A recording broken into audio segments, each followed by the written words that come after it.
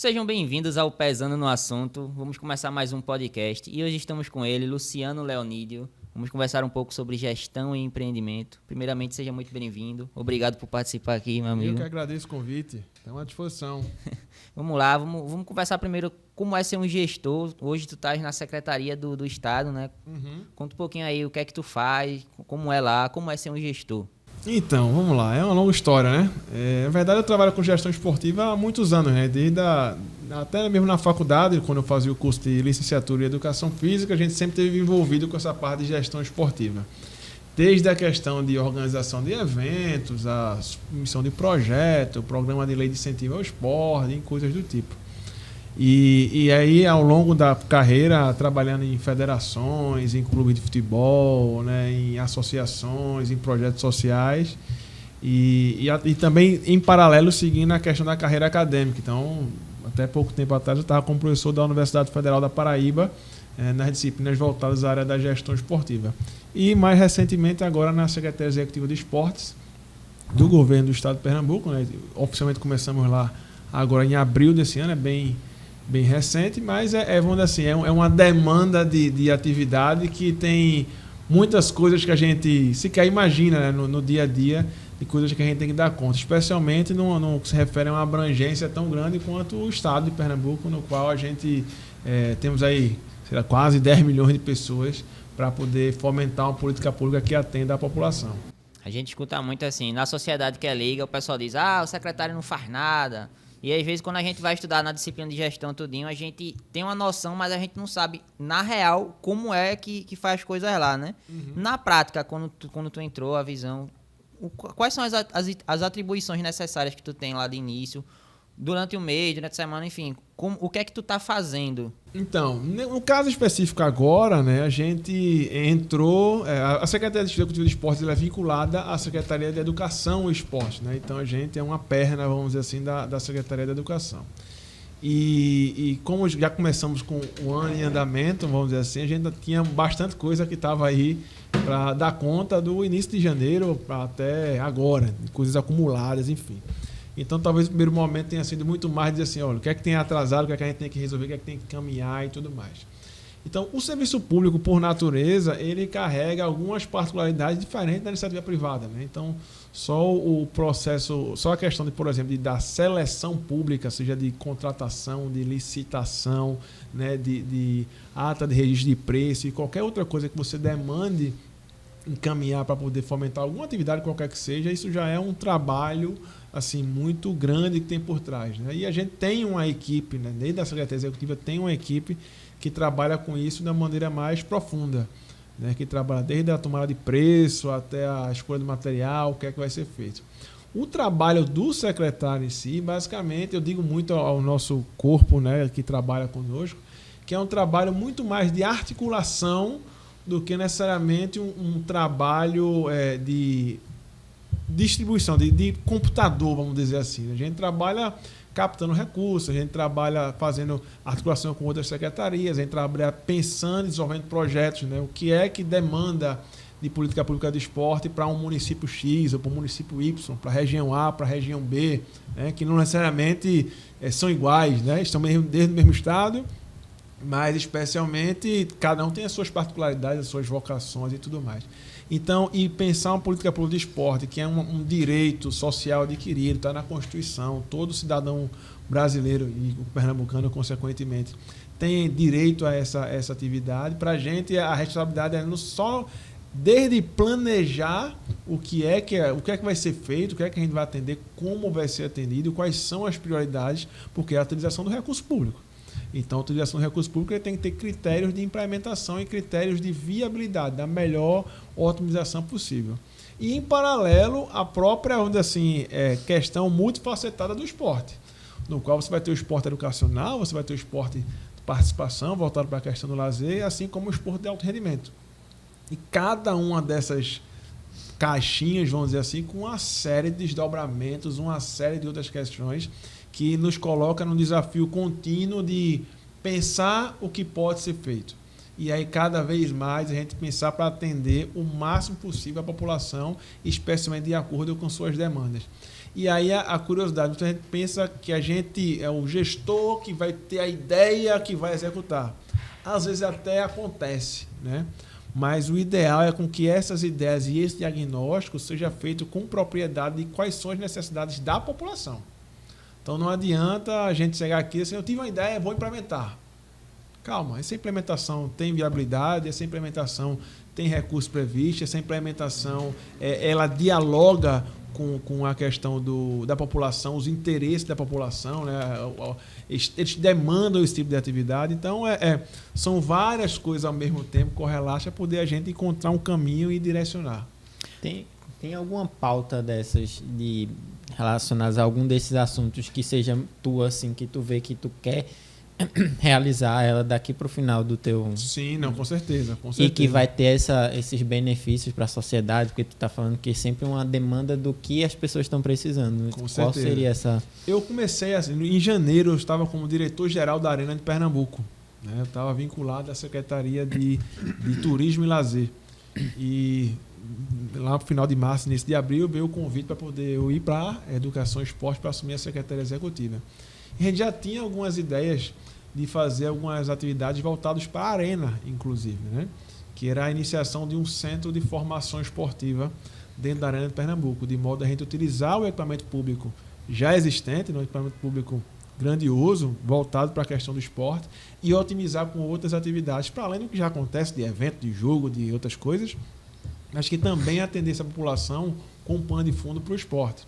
E aí surgiu essa ideia do Centro de Formação Esportiva, e que iniciou, né, a priori, seria um núcleo na Arena de Pernambuco, e isso acabou que virou uma ideia que percebemos uma ressonância muito significativa com os municípios de uma maneira geral, e realmente é um plano que a gente está executando aí. Nas próximas semanas vão ser inaugurados outros núcleos no estado inteiro, da região metropolitana até o sertão.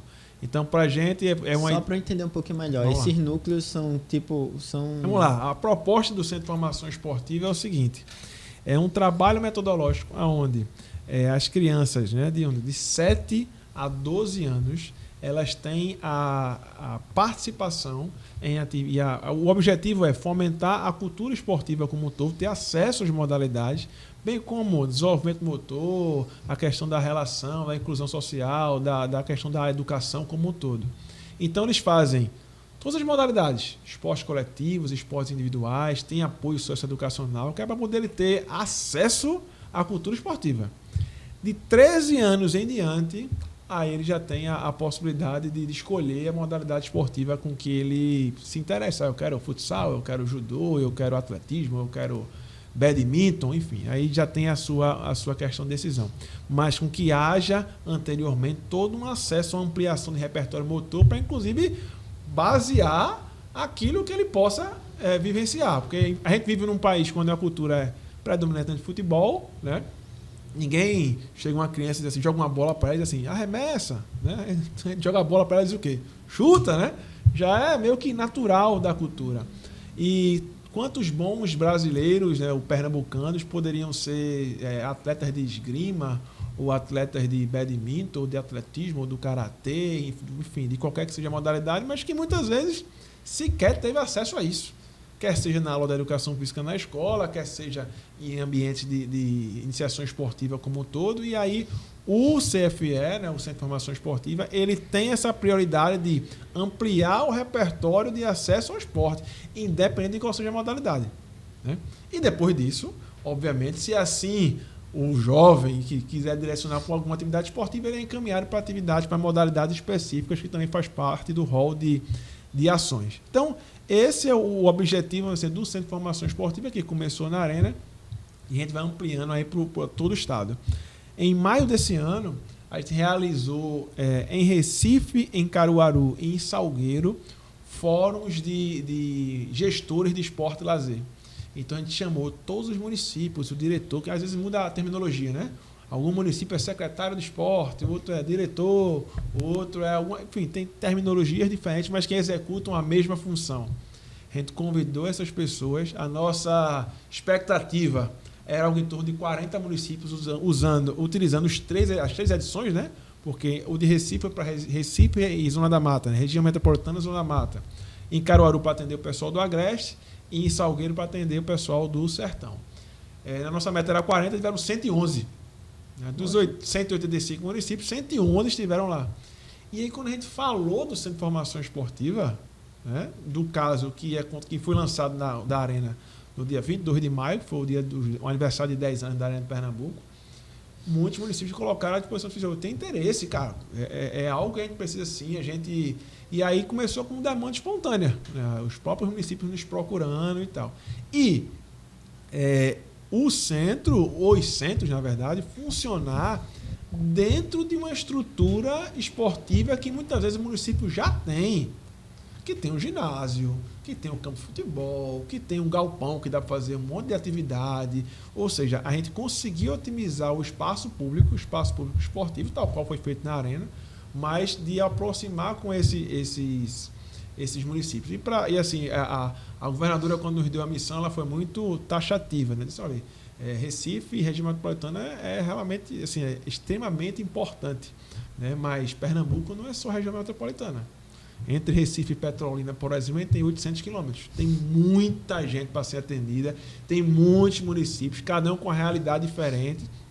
E é um desafio chegar no esporte com isso. Então, esses centros eles têm se multiplicado, a adesão dos municípios em torno disso. A gente tem programado agora para agosto fazer mais lançamento de mais 10 núcleos, né, espalhados aí na Agreste, Sertão e região metropolitana. E a ideia é a gente ir aumentando cada vez mais. Esses núcleos, eles têm alguns links com escolas, porque às vezes essa oferta é muito boa, é uma coisa que a gente debate muito aqui, a gente debateu até no podcast passado, mas que, por exemplo, as crianças que estão na escola, elas estão manhã e tarde lá e elas não conseguem praticar essa modalidade que está sendo ofertada porque não coincide com os horários livres. Como é que seria esse link com a escola? Porque é justamente na idade que elas estão... Para os municípios, assim, no caso da Arena, por exemplo, a gente aproximou o município, né? E especialmente porque quanto mais novo, menos é oferta de ensino integral, né?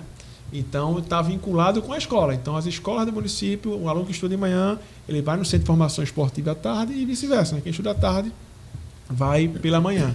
Então só esse nível de aproximação com os municípios já nos dá a possibilidade de entender, inclusive, as características dele, né? E aí, como o foco do Centro de Formação Esportiva e de ampliação desse repertório é de 7 a 12 anos, então, normalmente, as escolas de tempo integral elas são no Fundamental 2 e ensino médio, né? Que aí é um pouco mais velho que isso, né? E que aí já seria direcionado à modalidade específica, né? Então, assim, a gente não tem encontrado muitas barreiras em torno disso, não. Aqui e acolá, sempre tem uma pessoa ou outra que procura, mas que estuda numa escola integral e que, infelizmente, não consegue fazer. A iniciativa da gente para poder, vamos assim, contemplar essas pessoas é cada vez mais, já que a gente está dentro da educação também, é fortalecer o esporte escolar dentro da escola, né? E isso é para além da aula da educação física. A educação física, como componente curricular obrigatório, tem uma perspectiva, que também tem o esporte como conteúdo, né?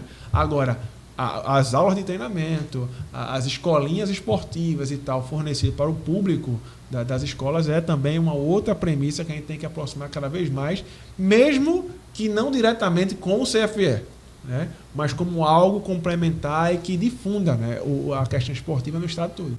Qual é a principal diferença que tu encontra com relação à área urbana com a área rural na implementação desses núcleos? Quando tu fala área rural, tá falando interior ou área interiores, rural? Interiores mesmo. Porque se a gente pegar Agreste e Sertão, a gente pode considerar às vezes até interior, porque tem muito lugar que é muito isolado, cidade pequena, tudinho, né? Sim. É porque tem a diferença no interior, que eu sou do interior, também é, mas tu tem a roça e também tem a cidade. Tem Assim, diferença do ponto de vista da atividade, não. Assim, não muito. Por quê? Porque pra gente, e é uma metodologia, né? O Centro de Formação Esportiva tem um processo metodológico específico. Então a ideia é o seguinte: no mais alto sertão, na zona rural, que porventura tem um centro, da mesma maneira do que vai funcionar aqui na região metropolitana. Então, assim, a intervenção e a aula do professor é o mesmo princípio, né? O que é que muda muitas vezes? Muda a infraestrutura. Às vezes uma é melhor, outra não é tão boa assim, né? Muda a possibilidade de ter professores formados na área, né, com disponibilidade, às vezes a oferta é maior num canto e menor no outro canto. Então, assim, são particularidades muito sutis, mas de um cômputo geral não tem muita diferença, não. Agora, a diferença mais gritante, e isso até é um ponto positivo, inclusive, é que quanto mais para o interior, maior a adesão das pessoas. As pessoas se engajam mais, as pessoas participam mais, elas valorizam aquilo, né? Então, isso é algo extremamente importante, né? Eu já tinha trabalhado no interior em várias outras ocasiões, a gente sempre percebeu isso e isso é um fator positivo. Então, do ponto de vista metodológico e do dia a dia, não tem muitas diferenças. Agora, do ponto de vista da adesão em relação à prática, isso muda um pouco e no interior a gente tem percebido esse engajamento maior. Eu também consigo ver isso, eu sou do interior, o Felipe também, e eu via muito, porque, por exemplo, era muito difícil ter algum tipo de promoção de esportes pro lado do interior que eu vivia, não sei como era o de Felipe, mas eu vim em várias cidades do litoral sul todinho de Pernambuco, e quando começava a ter um ou outro que começava, vamos fazer aqui um pessoal de handebol, não sei o que, vamos começar a promover, aí às vezes chegava junto com algum vereador, chegava na prefeitura, eles começavam a ajudar a fazer, liberava a quadra pra gente conseguir fazer as coisas, tudinho. Tinha uma adesão muito grande e o gritante era realmente infraestrutura, era com relação a, pô, a gente começou aqui, juntou, tem um grupo para praticar tudinho, vamos começar a chamar os alunos e tal, mas não tem um professor que saiba mesmo para dar seguimento, tudinho. Isso é muito difícil. E assim, só complementando o que você está colocando, quando você vai fazer a aula no interior e tal, e aí, por que a gente não... Aí, no debate, né? Vamos construir alguma coisa, vamos fazer alguma coisa no interior, né? Só que muitas vezes o município tem uma estrutura e tem dificuldade, inclusive, de manter aquela estrutura. Às vezes ele tem o ginásio, mas não tem material. Exato. Então o centro pode entrar com material, pode entrar com o profissional, pode dar suporte na metodologia, no dia a dia, na coordenação, enfim. Então, o movimento ele é inverso. Ele não é algo que o Estado pensa aqui em cima e implementa sem nenhuma relação de entendimento do que acontece. Pelo contrário, entende primeiro o que acontece, qual é a tua demanda, quais são as tuas características, como é que a gente pode auxiliar nesse processo de implementação, dar as mãos e executar. Aí você muda a configuração completamente, porque aí a gente consegue de fato atingir a necessidade daquela operação. E o ginásio, a piscina, ou a pista de atletismo, ou qual seja a infraestrutura esportiva, ele consiga otimizar o dia a dia dele o máximo possível. Com relação à questão de ter profissionais competentes para fazer isso, formação, tudinho, tem algum tipo de projeto, algum tipo de formação que o governo ou até parte privada também tem como oferecer para melhorar isso, para fomentar a educação dos professores? Porque às vezes a gente tem uma educação... A gente tem um curso de educação física, o bacharelado da licenciatura, só que a gente passa muito básico, às vezes, por diversas disciplinas. Quando a gente chega na prática, se torna difícil de conseguir manter aquela prática. Sim, sim. Tem algum curso então, extra? A gente tem, anos atrás, né, a quantidade de cursos de educação física espalhados pelo Estado era muito menor do que é hoje. A gente tem vários, né? Alguns presenciais, alguns semipresenciais, alguns completamente EAD, enfim, não necessariamente cabe a gente avaliar um ou outro, mas a oferta ela existe, né? Para a gente é um ponto fundamental de fornecer e auxiliar a questão da formação continuada. Não é necessariamente criar o curso que vai salvar toda a formação de todo mundo, que isso não vai acontecer. A gente vai dar uma formação, daqui a pouco tem que fazer outra, e tem que completar temáticas diferentes para poder o serviço chegar na população da maneira mais efetiva e com maior qualidade possível. Não que já não haja uma qualidade, não é essa a questão. Existem excelentes profissionais, as coisas já acontecem, mas a formação continuada, isso não é do esporte ou da educação física ou de Pernambuco, eu acho que isso é para todas as áreas, né? A gente ter o acesso à formação continuada sistemática para poder cada vez mais elevar a qualidade. Até porque novidades de conteúdo aparecem o tempo inteiro. Então a gente sabe que um nível de atualização da literatura, um nível de atualização do que a própria ciência tem desenvolvido, ele é importante. Então, para a gente estar assim no escopo de intervenção, esse tipo de auxílio, de formação. Nos próximos dias, aproveitando até a deixa já fazer uma divulgação, nos próximos dias 15 e 16 de julho agora, a gente vai ter o Congresso Pernambucano de Esporte, né?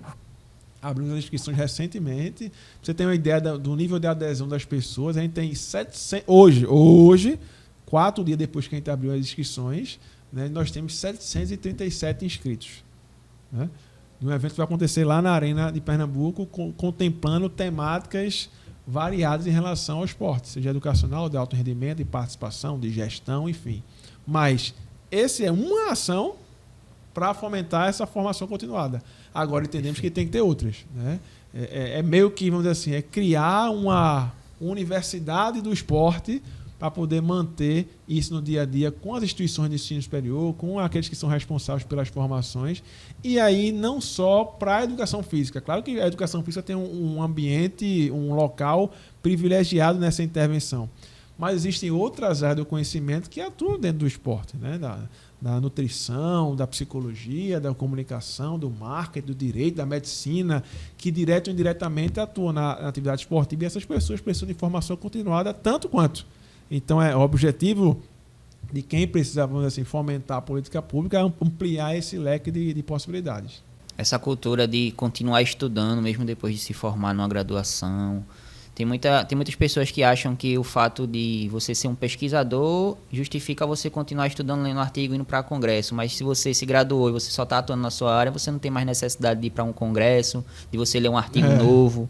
Então, acho que essa cultura que deveria ser mais inserida na sociedade, de mesmo, independente da área que você está, continuar estudando, continuar lendo artigo, ir para um congresso. Um congresso não é só ir lá e apresentar um resumo, por exemplo. Com certeza vai ter diversas palestras lá de várias áreas, como tu acabaste de falar também, né?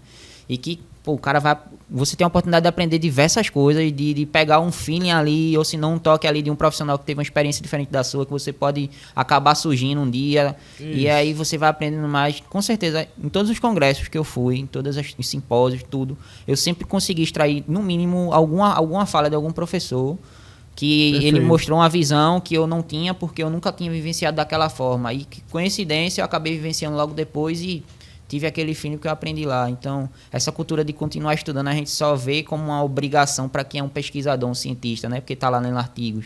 Uhum. E isso, na verdade, deveria ser passado a todos, né? O cara que terminou a graduação e está como personal na academia. E assim, a graduação, ela é voltada para a intervenção do futuro profissional no mundo do trabalho. O objetivo dela é simplesmente esse, né?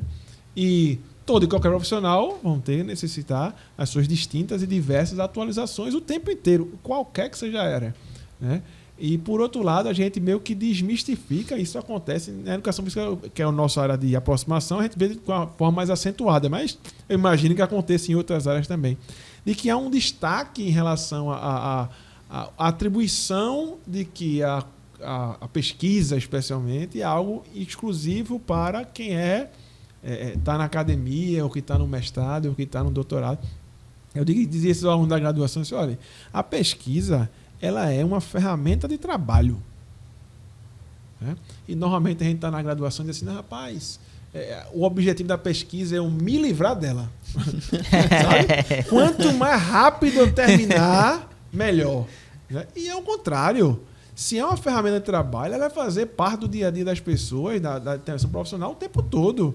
E aí, por exemplo, sei lá, o cara que é personal, quantas pesquisas de nível de satisfação você já fez com seus alunos? Eu estou falando de uma pesquisa de excelente, bom, regular, ruim, péssimo, né? Aquela basicona lá de marcar um X. Mas que dá um feedback, que dá uma informação e que dá a possibilidade de você melhorar a intervenção. Então, muitas vezes a gente falha na nossa intervenção por falta de informação. E a falta de informação porque a gente não pesquisa. E pesquisar não é necessariamente ler o artigo Qualis A1 da revista, não sei o que das contas. É de ter informação do seu ambiente. E isso não pode estar desassociado. Bem como tem o inverso, né? Tem um costume, muitas vezes na academia, de que você vai para o campo, vai para as entidades, coleta as informações, né? Traz para dentro da universidade e fica lá. Faz os artigos, faz as dissertações, faz as teses, publica, algumas pessoas leem, mas não chega na população, que é a ponta. Não tem um link, né, entre ciência e prática. Entendeu? Assim, até tem por uma parte pequena, mas se eu fui numa escola, por exemplo, levantei dados sobre a gestão escolar, ou sobre alguma atividade metodológica, pedagógica e tal, fiz uma análise, o mínimo do mínimo é voltar à escola. Escola, olha, tá aqui o que a gente levantou de informação, aqui está a nossa perspectiva de análise convido vocês a ter esse debate, porque de repente pode ajudar no dia a dia da própria instituição. E acontece também esse lado inverso, de que a academia vai lá, não coleta as informações e não há esse retorno. A nossa pesquisa que a gente faz com pacientes de cirurgia bariátrica, a gente conseguiu implementar um programa de exercício físico da educação física numa equipe multidisciplinar. Só isso já é um negócio que eu vou falar para meus filhos com orgulho. Exato. Eu fiz parte de uma equipe que colocou a educação física na equipe multidisciplinar. Isso tudo veio da pesquisa. Se não tivesse pesquisa, não iria ocorrer isso. Exatamente. E isso a gente conseguiu e hoje a gente atende todos os pacientes de cirurgia bariátrica lá na parte de educação física. E é um benefício absurdo. Absurdo. Simplesmente absurdo. Colocar em prática informações assim. A gente falou das promoções que tem com relação a incentivo de esporte. Tem alguma coisa também relacionada à promoção à saúde, estilo de vida? Isso. Porque tu falasse até agora só para criança, né? E em relação à iniciação esportiva. Tem. Vamos lá.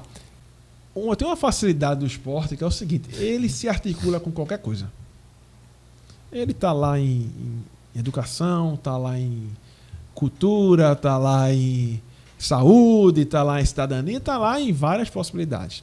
Tem algumas coisas que a gente está programando, né, que aí com execução prevista para o início de 2024, né? Até porque, para quem não conhece como é que funciona a questão do orçamento público, você planeja no ano anterior o que vai ser executado no ano posterior. LDO, né? Claro que tem algumas alterações, você consegue flexibilizar aqui e acolá, redirecionar o recurso que era para isso, para aquela outra situação, mas numa linha geral já tem um esqueleto, já está meio que pronto. Né? Ou seja, qualquer ação nova, ela requer um planejamento com antecedência, né? Porque requer várias licitação, material, profissional, isso demanda um tempo. Né?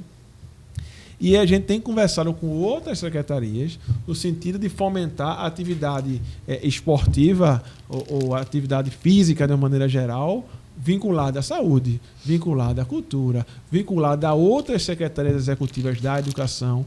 Então, assim, tem algumas coisas e o objetivo quando a gente fomenta a política pública de pensando no esporte, ela é intergeracional, ela é da criancinha lá até o idoso. Ela vai, com qualquer que seja a limitação, seja ela territorial, seja ela física, seja ela de faixa etária, seja ela qual for, não há uma distinção de que público A ou de público B. É todo o público. E aí isso demanda você estruturar ações pensando nos distintos segmentos. Por isso que é tão importante o diagnóstico. Porque eu consigo chegar de uma maneira mais assertiva, mais direcionada para aquilo que o público daquela ponta necessita. Então, isso é assim, de extrema relevância. E tem assim, inúmeras possibilidades para poder fazer. De não só da relação educacional de formação escolar, mas também voltado para o alto rendimento esportivo, que é uma outra parcela que, apesar de que ser da quantidade de pessoas, é um público muito mais reduzido. Mas que tem um nível de atenção gigante. Pernambuco tem um dos maiores programas de Bolsa Atleta do país. Né? Juntando Bolsa Atleta, Bolsa Técnica e o time PE, que é aqueles atletas de altíssimo rendimento, a gente tem 720 bolsas, né, para poder auxiliar nos treinamentos, né, as pessoas terem uma receita para poder, vamos dizer assim, meio que ter a capacidade de ter um auxílio para subsidiar seu próprio treino e chegar no alto rendimento esportivo. É um público, da quantidade da população mais reduzido, mas que tem que ter uma adesão. Né? Porque no final das contas, talvez o grande objetivo nosso é aumentar o nível de atividade física da população. Se ela é com esporte educacional, se ela é com atividades esportivas voltadas para o lazer, se ela é com a vinculação da saúde, a academia da cidade, ou a academia Pernambuco, a gente tem lá 22 academias espalhadas no estado com equipamentos de musculação, de aço inoxidável, fica aberto nas praças para as pessoas fazerem atividade. Não é talvez esporte tal qual preconizar o Barão Pierre de Coubertin, mas é atividade física, faz parte do nosso escopo e que tem repercussão positiva para a população, sem sombra de dúvidas. E além de fazer o mapeamento das necessidades da população, tem a relação do estilo de vida, né? Que quanto mais cedo a gente consegue intervir, mais fácil de melhorar esse estilo de vida e tornar as pessoas mais ativas. Só que quando a gente identifica, por exemplo, que determinada região tem um nível de idosos muito sedentários e com desenvolvimento de diversas doenças. A gente sabe que tem uma necessidade grande de induzir a prática da atividade física. Só que mudar o estilo de vida de uma pessoa que está há anos daquele jeito é muito mais difícil. E aí, além de vocês fazerem o mapeamento, planejamento e intervenção, vocês têm que também ter o trabalho de marketing, de conseguir atrair aquela população para realmente fazer isso, né? Exatamente. E aí, não só trazer essas pessoas, manter essas pessoas, né, que é outra questão, mas especialmente monitorar. Porque, por exemplo, quantas pessoas fazem esporte ou atividade física em Pernambuco? Elas estão aonde? Elas estão nos centros, estão no subúrbio, está no interior, está na capital, está na zona rural, na zona urbana. Estão onde? Estão fazendo o quê? Qual é a atividade? É futebol? É ginástica? É o quê? O que é que elas preferem? Percebe que aí você... Vou dar um exemplo exagerado só para ilustrar, né? Mas vamos montar aqui agora em Salgueiro uma escolinha de hóquei no gelo. Não vai. Hóquei no gelo, qual o custo de manter... Claro, eu estou dando um exemplo assim, bem exagerado, até folclórico, para poder ficar mais fácil de visualizar. Sim. Mas percebe que não tem relação absolutamente nenhuma com o contexto local ou necessariamente o que as pessoas querem fazer. Né? Porque as academias da cidade têm uma quantidade grande de pessoas, mas a maioria são mulheres. O que é que falta para os homens aderirem a essas atividades? Ou que outro perfil de atividade traria o que esses homens fizessem? Então, assim, são coisas que a gente tem que trabalhar no dia a dia para aumentar a capilaridade disso o máximo possível. E, como você me colocou, chegou na pessoa. Eu vou fazer. Mantenha a pessoa. Ao mesmo tempo que você está brigando para manter uma pessoa, você está brigando para buscar outras. E aumentar. Eita, mas o meu núcleo aqui só cabe 100. Então eu paro. Já deu as 100, ok. Tem mais 1000 ali na redondeza para poder fazer. Mas elas estão querendo fazer? Então, vamos trazer elas para cá. Eita, mas eu tenho que aumentar o número de professor, tenho que aumentar o número de material. Percebe? E uma coisa meio que interfere na outra. Então, se o objetivo é aumentar o nível de atividade física da população, eu tenho que entender qual é o anseio da população. Eu tenho que dizer assim, eu tenho que saber exatamente o que é que ela está buscando para poder fazer a atividade. Isso do menino de 1 ano de idade até o idoso de 101, mas de guardar das devidas proporções, chegar o mais próximo possível da intencionalidade que está lá posta. E tem também um link, como tu falaste, vocês têm a função com relação a esportes, é mais grande, mas também tem um link com a educação, com saúde, com tudinho, né? E aí acaba que é uma carga muito grande dentro de uma secretaria para linkar com as outras ou intermediar também, né? Porque além de fazer esse controle, vocês também fazem meio que um encaminhamento, né? Os indivíduos que estão fazendo atividade física, por exemplo, idosos com hipertensão, tem que ter um acompanhamento e um controle, uma checagem, né? Exames, aí tem que ir lá para a Secretaria de Educação também para eles fazerem alguma intervenção. E aí é o seguinte, você tem essa vantagem da atividade esportiva que ela se articula com tudo. Isso é algo extremamente positivo. Ao mesmo lado, é negativo.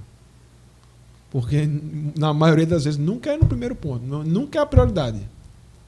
Ela é um segundo ponto. Como assim? Tipo assim, eu me lembro, tem um treinador de futebol, acho que da seleção italiana, lá atrás, década de 90. Ele disse assim, rapaz, o futebol é a coisa mais importante dentre as menos importantes. Aquilo que não é importante, fugiu agora o nome do treinador, depois vocês botam lá, mas aquilo que não é importante, o futebol é a mais importante.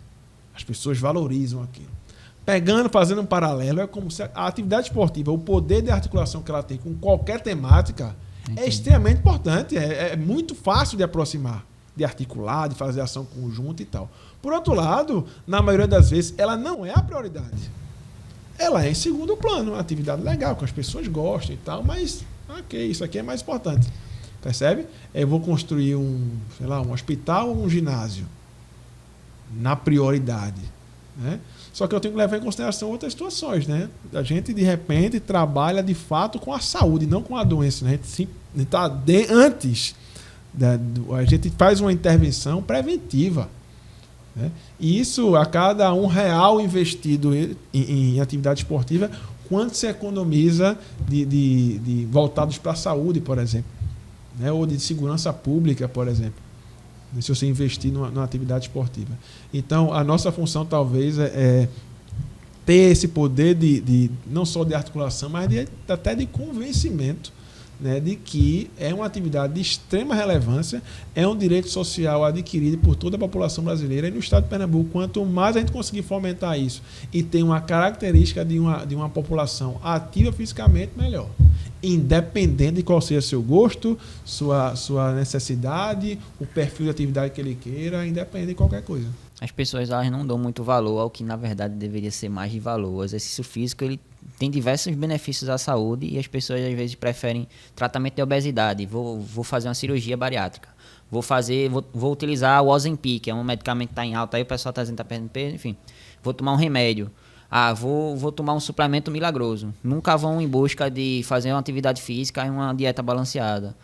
Tratamento de hipertensão, exercício físico. Não, vou meter medicamento para dentro para minha pressão ficar regular. Então, as pessoas, como um filósofo falava, ele dizia que as pessoas preferem ficar enxugando a pia do que ajeitar a torneira que está pingando. Perfeito. Então, é basicamente isso. Fui. É um filósofo contemporâneo, né? É um filósofo contemporâneo. Eu estava esperando ver se tu ia lembrar, se tu falou isso mesmo. Mas é isso. Tem um livro, um autor, Peter Attia, que ele brilhantemente no livro dele, ele fala que a medicina atual ela é muito reativa e não preventiva. Sim. A gente tem uma tendência a tratar doenças e não prevenir doenças. Tu espera ter o colesterol acima de tanto, glicemia acima de tanto, para poder se tratar. E quando a gente implementa o esporte ou a atividade física de maneira geral, a gente acaba regulando toda essa questão, né, de reduzir doenças crônicas não transmissíveis. E quanto isso a gente diminui dos gastos públicos com medicamentos. E aí talvez entre numa questão política de interesse da indústria farmacêutica, se ela tem interesse que a gente comece a gente da atividade física implementar isso mais. Em questão tu falasse, vou implementar um hospital ou um centro de atividade física, qual que vai gerar mais dinheiro para alguns grupos, enfim. Aí E aí, assim, eu acho que é a busca e aí é um desafio nosso, eu acho que é coletivo, e especialmente quem está próximo ou dentro da educação física, é de fortalecer esse argumento, né? Porque talvez se a gente for fazer a própria pesquisa do nível de atividade física entre as pessoas da educação física, não seja um valor, assim, um número tão significativo ou tão esperado, que de repente as pessoas devem imaginar de que está todo mundo ali ativo fisicamente, a gente sabe que de fato não é, né? E aí se a gente começar a mudar uma postura, fazer esse nível de intervenção e as pessoas comecem a compreender de que aquilo é importante e isso entra na cultura das pessoas, no hábito, pronto. Assim, as coisas vão funcionar naturalmente. Agora, aquilo que a gente está fazendo aqui, nesse momento, se for implementado do ponto de vista da cultura das pessoas, a gente vai perceber isso daqui a 10, 15, 20 anos, é que as coisas vão É um processo alterando. lento. É um processo lento. Lento do ponto de vista da leitura dos resultados, de implantação de uma cultura. Agora, até curto e médio prazo no que se refere à adesão das pessoas e essa respectiva manutenção para poder aquele resultado lá na frente aparecer. E de certa forma, às vezes vem algum momento histórico, alguma coisa, alguma situação que fazem com que determinado público enxergue essa necessidade, enfim. Não vou me alongar muito por conta do YouTube, mas o Covid foi um dos momentos que fizeram a população enxergar a importância da atividade física. Hoje a gente vê mais gente... Hoje a gente vê mais pessoas se preocupando em fazer atividade física para, em caso de pegar alguma doença, já ficar mais prevenido, não ter um grau tão alto, enfim. Então, com o tempo também a gente vai vendo isso. Às vezes a longo prazo, às vezes a curto. Porque eu vi de gente assim, que nunca fez atividade física na vida, mas que estava preso dentro de casa. Dizia assim, rapaz, eu preciso ir lá fora caminhar. Né? Não sei se estão caminhando ainda hoje, né? Se de fato isso... Mas independe de qual seja a razão ou qual a argumentação que a gente vai buscar, mas de que a atividade física e o esporte é importante para a população, isso é completamente inquestionável. Argumentos a gente poderia passar aqui a semana elencando e aprofundando cada um deles. Mas, no final das contas, a premissa básica é essa. qualquer que seja a ramificação, qualquer que seja o tema que porventura se discuta aqui nessa mesa, aqui no podcast, mas é de que a atividade física e a atividade esportiva é uma demanda inquestionável para toda a população. Ponto. Aí é a premissa. Mas o que é que a gente vai fazer e com essa premissa básica? O que é que a gente tem que fazer para, de fato, alcançar isso? Aí você vai ter um leque de possibilidades. Então, se a gente tiver isso muito claro na cabeça e que seja a premissa para qualquer implementação, qualquer ideia que, porventura, venha a ser construída, a coisa tende a funcionar melhor. E a gente daqui a um tempo vai estar discutindo isso sobre outro viés. Qual a maior dificuldade de um gestor de implementar isso? Tudo. Do ponto de vista público, eu acho que o próprio processo, né, da atividade pública, de licitação, de encaminhamento, né, é um processo lento, assim, lento se comparado à iniciativa privada, mas ele é necessário. Né? Ele é necessário porque você consegue ter preços mais baixos de mercado, você consegue ter lisura na oferta de credenciamento de empresas, de instituições para poder prestar o seu serviço. Então, ele é um processo necessário, faz parte do jogo. Né? Agora, a gente entender que faz parte do processo é se planejar também em função disso. Então, se eu quero executar alguma coisa, por exemplo, lá em dezembro de 2024, não vai ser em novembro que eu vou me organizar para poder fazer. Eu vou estar fazendo isso agora. Pensando, estruturando qual é o melhor caminho, isso, aquilo, para poder a coisa acontecer. Isso é uma situação, do ponto de vista da atividade normal do serviço público. E isso não é de esporte, tá? Isso é de qualquer área. Deve ser município, se é estado, se é federal, se é saúde, se é educação, se é qualquer coisa. Só que, para além disso, eu acho que também um grande desafio é a gente conseguir aproximar e entender a população. Porque eu, particularmente, sou uma pessoa que tem muitas ideias de muita coisa. Eu acho que hiperativo. Mas a minha ideia, não necessariamente, ela tem que ser executada. Ou a minha ideia ela funciona aqui, mas não funciona ali. Então, não pode ser uma ideia que sirva para tudo. Então, assim, esse estudo sistemático, esse acompanhamento também é um fator que dificulta, porque você tem que estar muito atento a essas variáveis e perceber como é que é feito isso. E por ser público, cada um coloca importância no seu. Então, assim, como assim? Eu quero que faça isso. Aí, não, eu quero que faça aquilo. As duas questões são importantes, mas são antagônicas muitas vezes. E aí você também tem que pesar. Às vezes você vai ter que dizer não para alguma determinada atividade em função de priorizar outra questão. E aí faz parte do processo. Mas que é um processo fácil? Não é. Porque é assim, a responsabilidade de você tomar uma decisão que vai atingir, vai impactar milhões de pessoas. Tem uma relação também, tem um impacto com relação à saúde, a promoção do estilo de vida, tudo, mas também tem uma relação com o impacto econômico na sociedade. Sim. E nas regiões. Quando a gente leva em consideração a parte pública, tem todo um contexto. Quando a gente vai para a privada, já é realmente econômico. É realmente se vai ser interessante para a pessoa fazer isso ou não, né? Isso. E aí parte também para o viés empreendedor. Sim. Que as pessoas só vão promover um esporte se for interessante para ela e tiver algum ganho. Quando tu pensa, qual é a principal diferença que tu vê com relação, por exemplo, ao impacto econômico, quando o mesmo projeto é aplicado pelo público e pelo privado? Eu vou te dar um exemplo, antes de responder isso. Tá. A gente está com um evento nacional se organizando para receber esse evento nacional em Recife em 2024. Né? E aí, num primeiro momento, a gente foi fazer assim, o orçamento é esse. Mas o orçamento é elevado. Né? Aí, antes de levar o orçamento, olha, vão ter aqui X mil atletas que eles vão pagar passagem aérea, vão comer, vão fazer isso, vão fazer aquilo, outro, tal.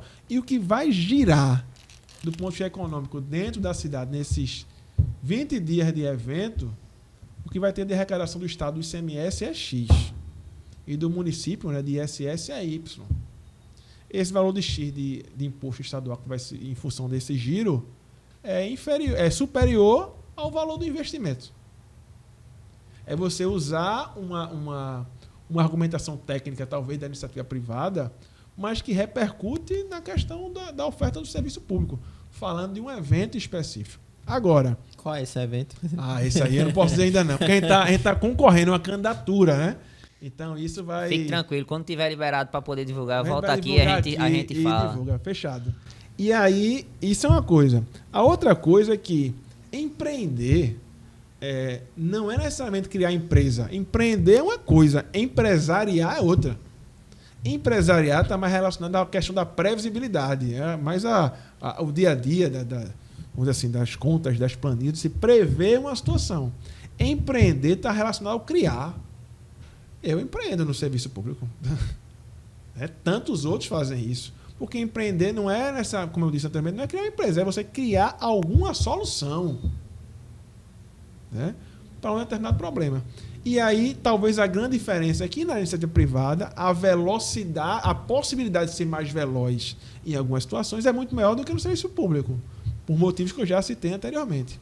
Agora, uma coisa não inviabiliza a outra, né? Então, assim, a questão do empreender, ele independe de qual seja o espaço, e ele está relacionado à solução de um problema. Qualquer empreendedor, ele está resolvendo o problema de alguém. E aí, quanto maior for esse problema, mais as pessoas estão dispostas a pagar mais caro por isso. Se alguém dissesse assim, rapaz, tu vai ter aí 5 dias de vida.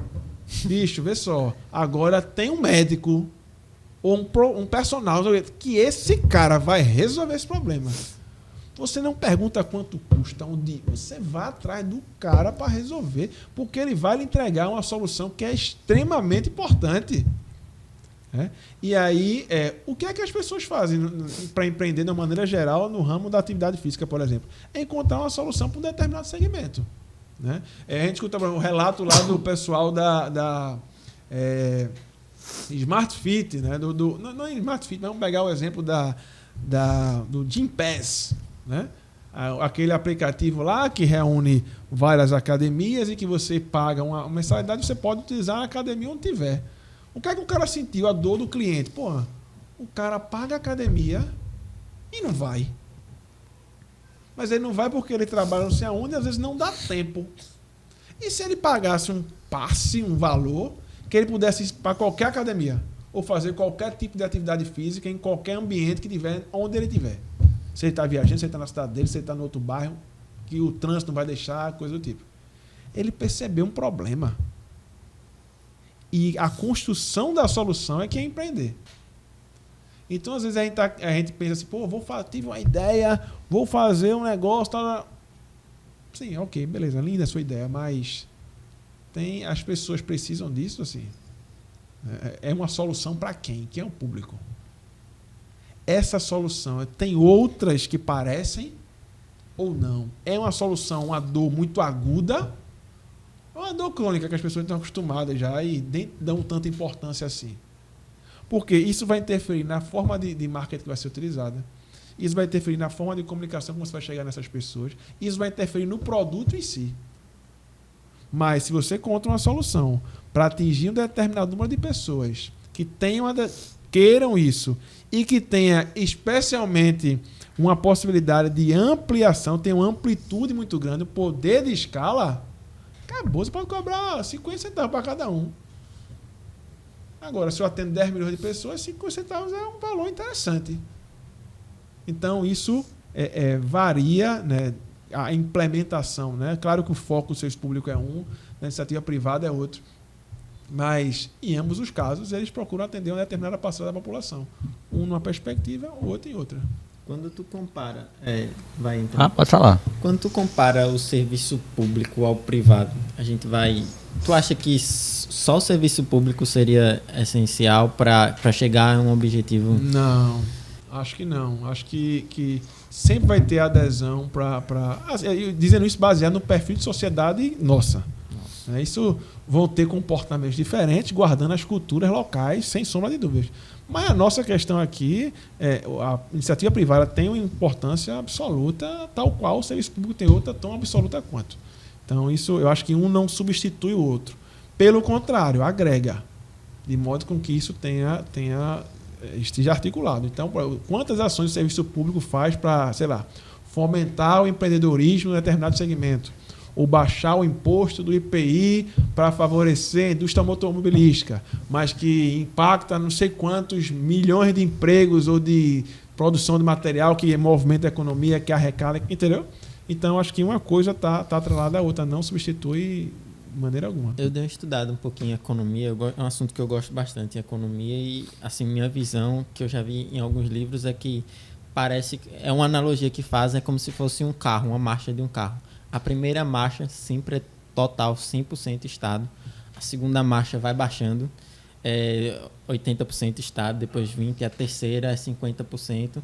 E aí por aí vai. Quarta, depois vai aumentando a participação do setor privado em relação ao público. E eu acho bem interessante quanto isso vai... Quando você vai comparar, por exemplo, Recife e... Eu sou de Arco Verde e meu pai é de Bodocó. Quando eu vou comparar essas três cidades, é bem isso que eu observo. Assim, Recife, a gente tem a oportunidade de, por exemplo, trabalhar no setor privado, que em Bodocó, se você não for do grupo, do partido que está lá, você fica desempregado. Lá você só tem um setor público, não tem muito do privado. Arco Verde seria um meio termo entre esses dois. Então, acho que é bem um sobrepondo o outro. Quanto mais desenvolvido você for naquele modalidade, mais você vai ter afetação do setor privado. Perfeito. Acho basicamente isso. Assim, Eu também consigo ver isso. De onde eu vim, Siriaém, é basicamente um lugar que é para servir mão de obra ou para a usina, trapiche ou para a prefeitura. E aí, quando a gente vê outra coisa além disso, é quando o pessoal vai ou tentar empreender, que às vezes também é muito difícil quando a gente leva em consideração uma cidade pequena, ou quando sai de lá para trabalhar fora. E aí muita gente sai de Siriaém, trabalha o dia em Pojuca, Suape, Recife, volta para Siriaém para dormir na sua casa, enfim. Mas qual é a demanda, por exemplo, da população de Siriaém relacionada a uma dor que ela sente todo dia? Tem N situações, muitas. Lá, você disse agora, chutando aqui, tá? Você disse agora que as pessoas têm que ir o tempo todo para os municípios vizinhos. É só para a gente dar uma ideia de empreendedorismo, né? Pô, alguém tem que fazer o transporte disso. Ponto. Sim. A pessoa que vai fazer o transporte disso, suprindo essa dor de parte da população, é um empreendedor. Ele está criando uma solução para uma determinada dor. Ah, mas tem um cara, ele faz o ponto do transporte dele numa praça X, aí tem um cara que viu isso aí, tá. Mas esse pessoal sai daqui do meio-dia, não dá nem tempo de almoçar, vou vender um lanche aqui na frente. E aí ele pagou, vende o lanche. Eu estou falando de situações bem simples, mas o olhar que a gente muitas vezes, todo santo dia, a gente contrata pessoas para nos atender a alguma coisa. Todo dia, a gente nem pensa nisso, é tão automático, mas sei lá, vou contratar um marceneiro, ou vai ser um segurança, ou vai ser para fazer uma limpeza, ou um motorista, ou qualquer que seja a atividade. Mas poucas vezes a gente para pensar o que é que eu posso fazer para atender esse público aqui. Aí é a chave do empreendedorismo. Tu já citasse uma coisa que eu ia falar e que eu gosto muito de falar, justamente isso, porque às vezes as pessoas acham que para empreender, para ser um empreendedor, você tem que ter aquela empresa gigante. E que ou para você começar a empreender, você tem que ter muito dinheiro. E para empreender, você basta ter a ideia e a solução e começar a botar em prática, e às vezes você não precisa de muito dinheiro. E aí tu falasse isso do transporte, da comida, tudinho, tem um exemplo que eu falo, que é de uma pessoa que começou a empreender de uma forma barata, pequena, e que acabou se tornando gigante, e num ramo que as pessoas olham assim, e às vezes pode dizer, vai dar em nada, que é vendendo lanche. Então, quando eu conheci esse cara, eu era de Siriaé ainda, aí eu vinha de vez em quando para Recife para ficar na casa dos meus primos. E a gente pedia lanche, e ele ia de bicicleta em todos os prédios, pela Madalena, por ali. Então, a gente comprava lanche, ele chegava às vezes meia-noite, 1h da manhã, vendendo lanche, pastel, coxinha. Aí esse cara pegou, no derby ali, muita gente larga das faculdades e fica esperando ônibus para voltar pro interior, ou se não para pegar ônibus para voltar para os bairros vizinhos, e estão querendo lanche. Do nada, Gil do lanche. Tá aí. Com esse Quem Gildo... não conhece Gildo, né? Gil do lanche. Vê o tamanho que o cara se tornou, vê a quantidade o nome que ele tem hoje. Muita gente conhece Gil do lanche aqui em Recife. E que foi potencializado especialmente pelas redes sociais. Também. Né? E que hoje o mercado digital ele potencializa qualquer coisa. Seja algo bom, seja algo ruim. Né? Mas ele potencializa. E no caso de Gil especificamente, teve uma contribuição extremamente significativa com o Recife Ordinário e tudo mais. Isso se potencializou. Que bom! E que tem tantas outras coisas que pode se fazer em relação a isso. A gente, por exemplo, tem muitas pessoas, em qualquer área, inclusive da área esportiva, que vivem de projetos digitais. De um podcast, de um canal do YouTube, de um produto X, os lançamentos digitais da vida, né? Por exemplo, tem o famoso lançamento semente. Já ouviu falar nisso? Não. Lançamento semente. Semente, né? O cara faz um lançamento de um negócio, de um produto que ele não tem. Não tem. Que ele precisa de um investimento para poder construir o produto. Aí ele lança, vende e com o dinheiro que ele arrecadou, ele faz. É aquela vaquinha digital, não? Não, mas deixa eu tentar dar um exemplo concreto. Pronto. Uma vez eu estava num curso, uns anos atrás, de marketing digital, de lançamento, não sei o que, tá? E aí lançaram um desafio. Que era o seguinte, que era para alguém do grupo lançar uma mentoria ali na hora. Aí ficou aquele silêncio, aí eu sou um cobaia. Bora. Aí expliquei o que era e tal. Se você vai fazer isso aqui, ele deu o roteiro. Se você vai entrar no Instagram agora, isso era 3 horas da manhã, viu? O curso não tinha horário, começava de 8 da manhã, não tinha hora para acabar, não. Você vai entrar no Instagram, vai gravar essa sequência de stories aqui. Vai falar isso, tal. Você vai abrir vagas de mentoria e pronto. E vai dizer que é um número X de vagas, as pessoas vão se cadastrar, vão fazer já tem uma autoridade na área, vocês vão fazer um cadastro, você vai selecionar essas pessoas. Aí eu fiz isso 3 horas da manhã. Eu gravei os stories 3 horas da manhã. Fui dormir. No outro dia, quando eu acordo de manhã, tinham 17, eu abri 8 vagas. Né? Tinham 17 inscritos, assim, pessoas que se inscreveram. Eu não disse qual era o tema. Eu não disse quanto era. Eu não disse nada. Eu disse só que abriu a mentoria e que as pessoas que queriam, tinham interesse, estavam precisando disso e tal, de um contexto que eu expliquei, preenchesse aquele formulário. Aí no dia seguinte eu fui pro curso e disse, e aí? Você inscreveu essa galera aqui. Pronto, vamos fazer o seguinte agora. Você vai ali pro cantinho, você vai entrar em contato com essas pessoas. Fazer uma mini entrevista de 2, 3 minutos no máximo, para entender qual é a dor dela. Já tinha muita coisa no formulário, você vai entender a dor dela. Pronto. Você vai pegar... Quantas vagas você abriu? 8. Pronto. Das 8, das 17, você vai escolher 8 que tem um problema parecido e que você consegue resolver. Aí você vai dizer a essas pessoas que você tem uma oferta que custa X para essa mentoria que vai acontecer assim, assim, assim. Pronto.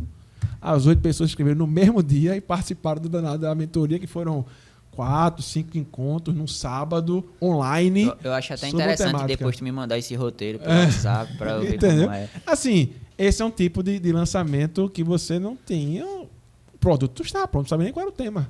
Claro, né? Tinha uma expertise por trás, tinha um entendimento de como poder ajudar, não tinha vigarice em torno disso, né? Muito pelo contrário, tinha alguma coisa estabelecida. Mas a forma de divulgar um serviço foi absoluta. Aí eu fiz... Aí outra coisa, são 8 pessoas, não bote 9 não. Você ficou com um cadastro de reserva de 9. Quando acabar, você abre uma segunda turma. Quem são as primeiras pessoas que você vai entrar em contato? Os 9 que não fizeram parte da primeira.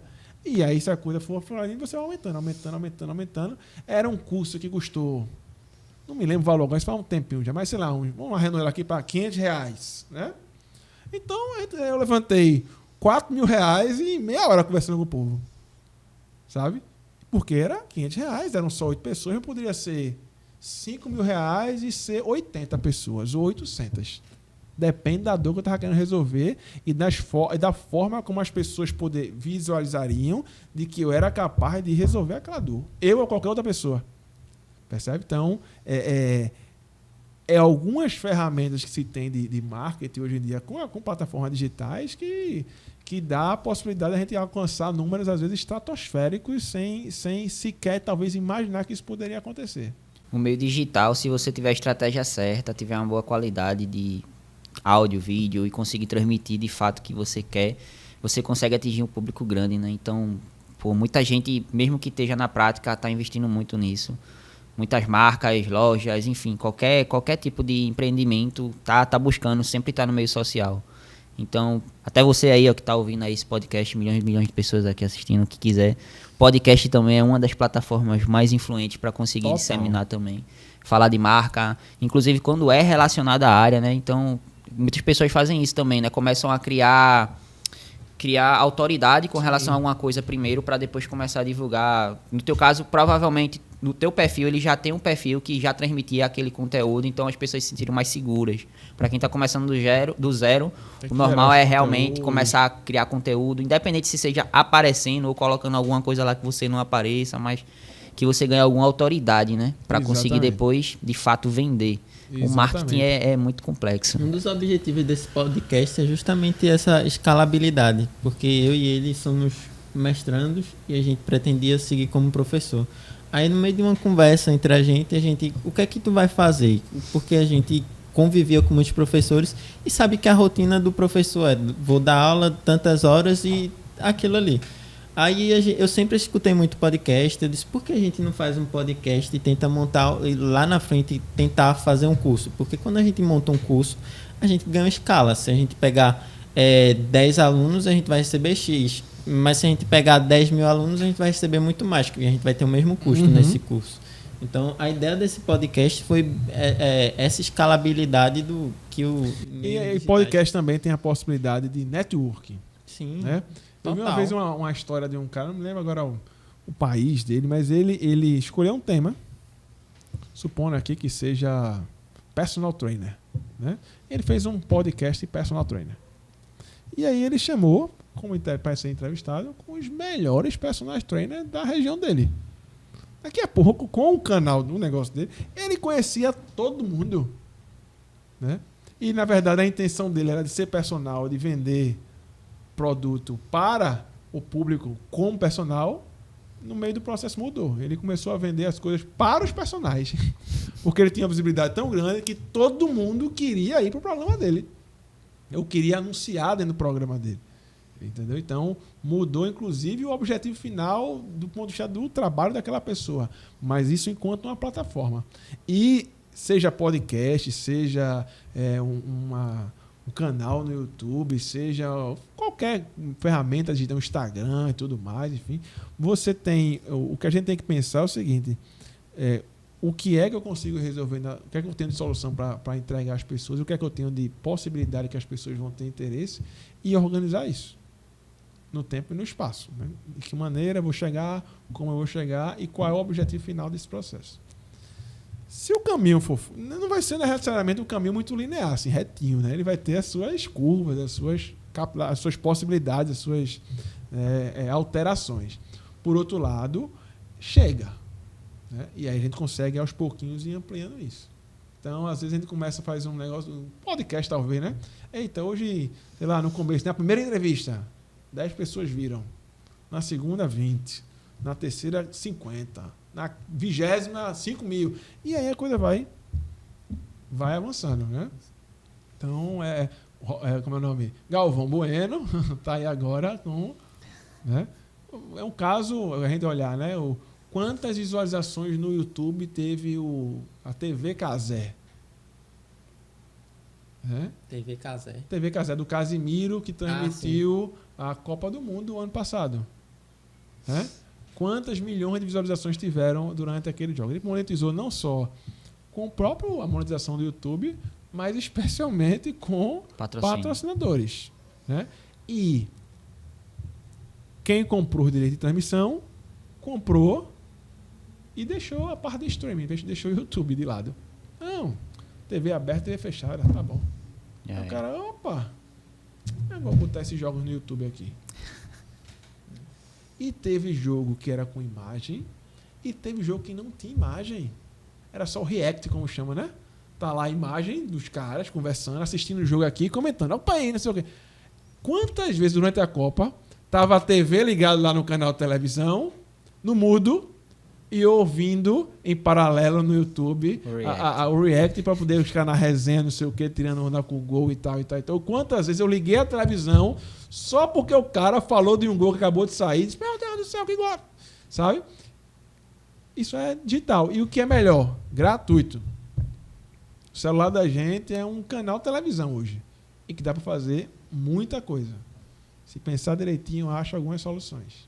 E assim, tem um viés também que quando a gente começou, se eu disser que a gente não teve interesse em ganhar, tô mentindo. A gente começou no sentido de sempre teve uma vontade de fazer conteúdo na internet e de alinhar isso com cursos, por exemplo, vender curso e ganhar autoridade. Mas a gente também sempre teve essa visão de trazer o conhecimento para a população, trazer uma cultura de, por exemplo, escutar podcast, que é muito difícil na área da educação física, por exemplo, de trazer pessoas que mostrem como é realmente o trabalho no campo, por exemplo, o teu.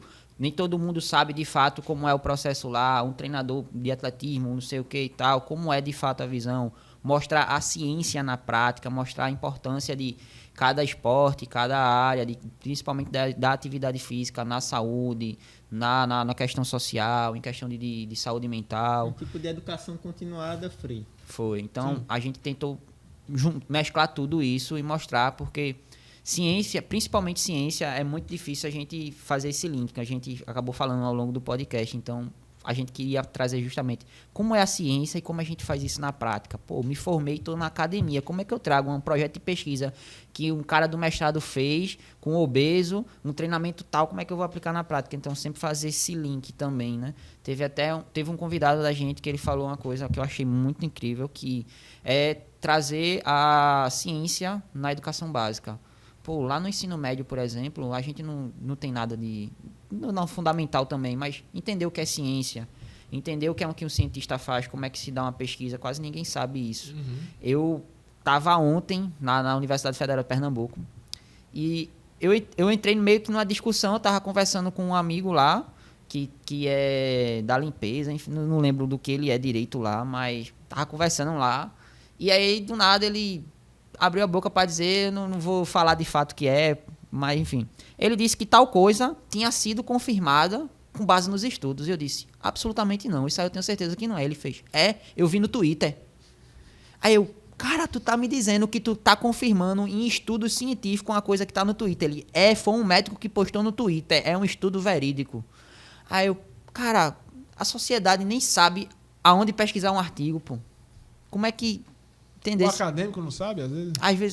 Às vezes o acadêmico vai lá no saúde.com, né? Saúde.com fazer algum trabalho. Então, a transmissão de conhecimento em relação à ciência também para a sociedade, para tornar uma sociedade mais crítica, é extremamente importante. Foi um dos viés aqui também, né? Então, na tua visão, como é que seria, por exemplo, promover um conhecimento maior na sociedade, independente seja no público ou no privado, para que a sociedade tenha um conhecimento maior da ciência? Aí a pergunta de 10 milhões de dólares, né? Tem algum projeto assim, alguma coisa com relação à ciência, de promoção e tal? Na verdade, eu acho que é muito do indicativo de cada um, né? Assim, vocês têm um plano num determinado segmento, né? Isso tem que ganhar visibilidade cada vez mais, né? Seja numa relação orgânica, ou seja, numa relação de ter investimento, de colocar link patrocinado e tal. Aos poucos vão ampliando o networking, o convidado indica o outro convidado, que indica o outro convidado, que indica o outro convidado, e as coisas meio que vão se ampliando. E quanto mais você consegue trazer as pessoas, mais a visibilidade daquela pessoa que de repente foi convidada, ela repercute para quem chamou. Às vezes muito mais para quem chamou do que para quem foi que teve lá. Então, isso é positivo, porque isso não tem limite. Não tem limite.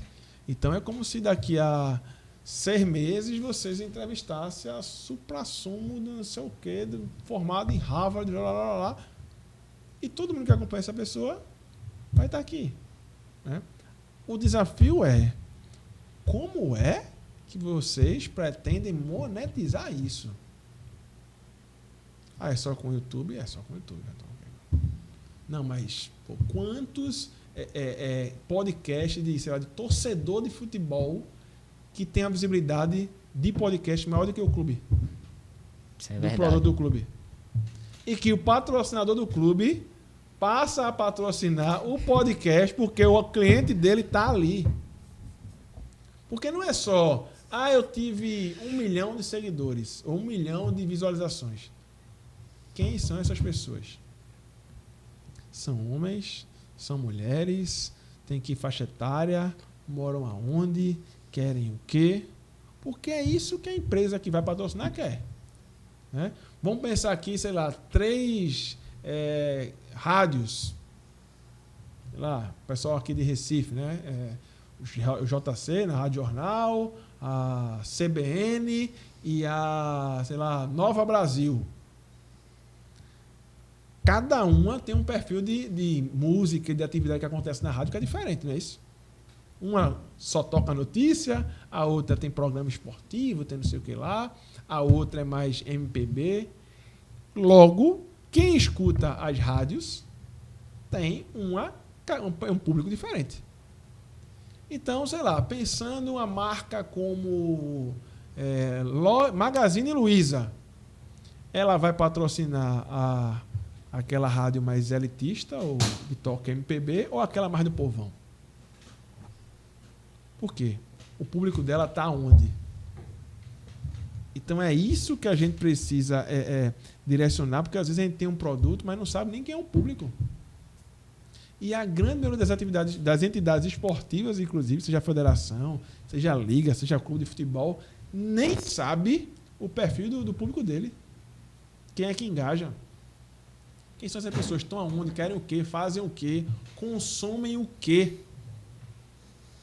E aí você acha que não vende porque não sabe quem é o público.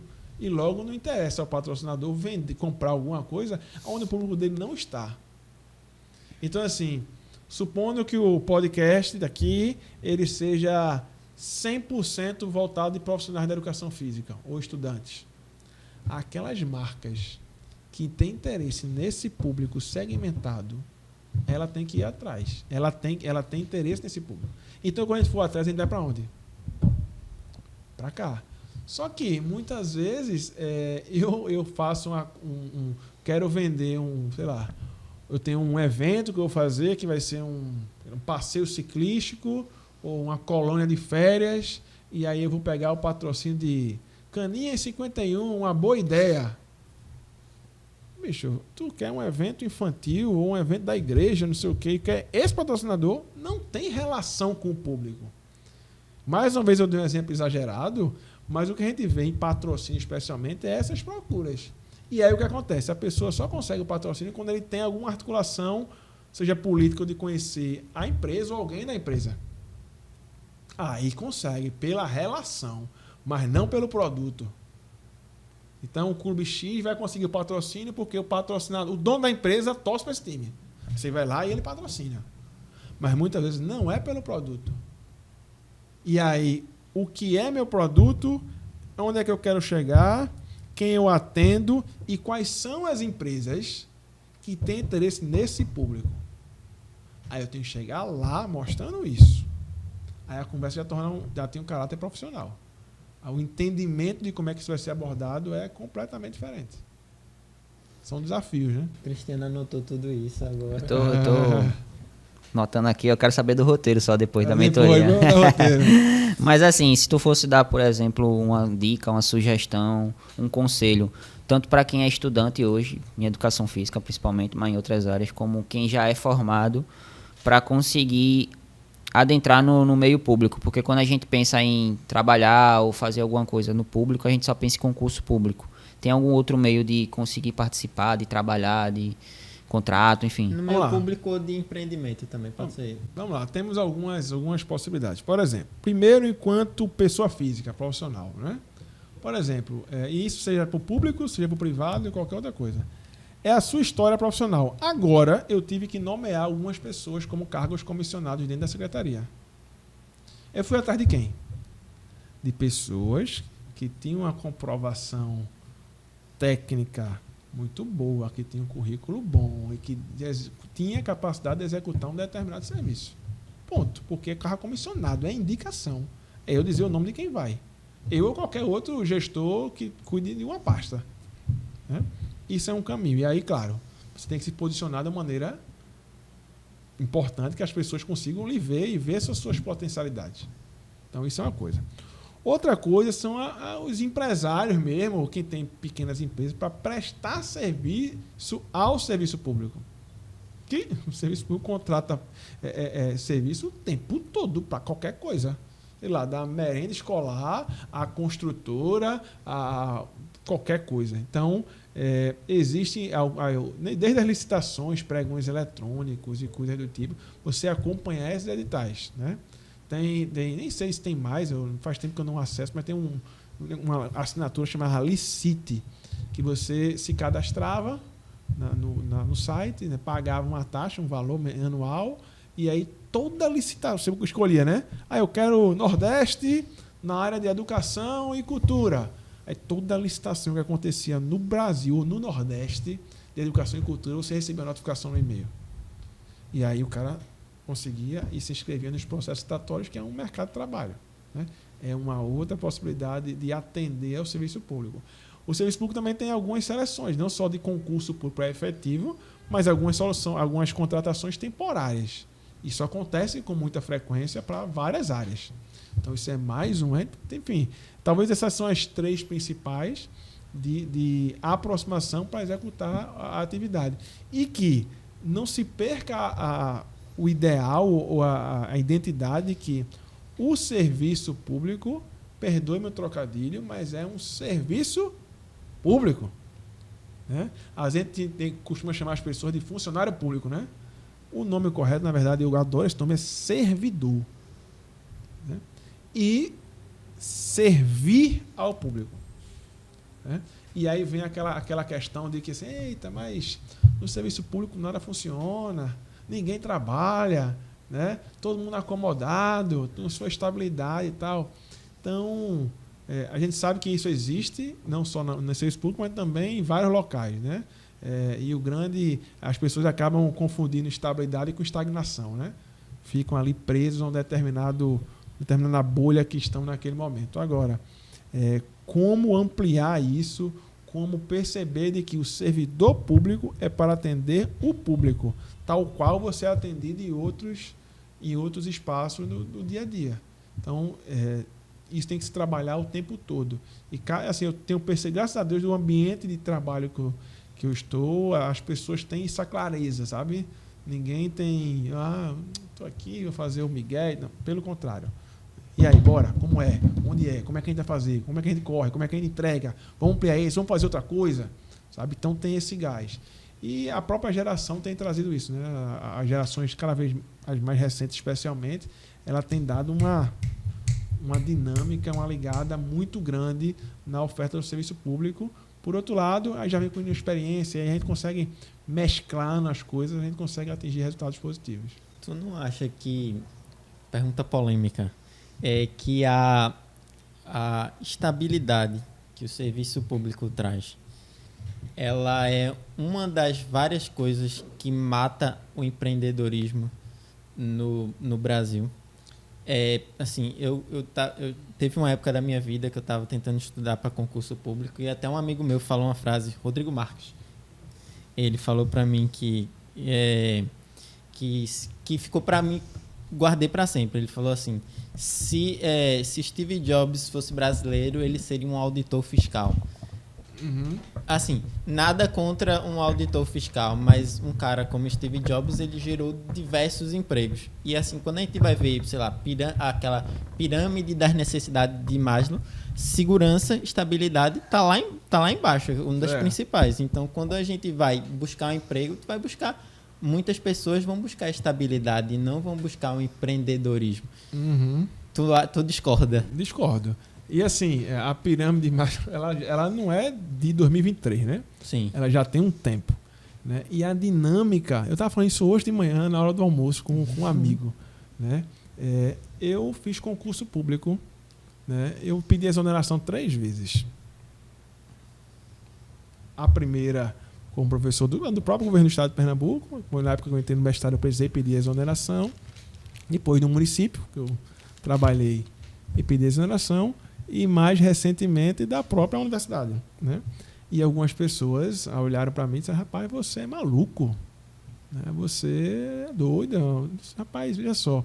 A minha dinâmica de vida, ela de empreendedor, vamos dizer assim, elas têm um faro movimentado, voltado para desenvolver coisas. Infelizmente, eu não me sinto aqui dentro capaz de fazer. Eu tenho um teto. E fora daqui eu não tenho mais esse teto. Então eu estou completamente aberto às possibilidades. Só que isso é uma mentalidade de hoje. Meus pais, por exemplo, eu vou chegar lá na sua resposta. Meus pais, por exemplo, meu pai especificamente, ele tem outra visão do processo. Baseado nas coisas que ele viveu. E eu respeito e compreendo perfeitamente.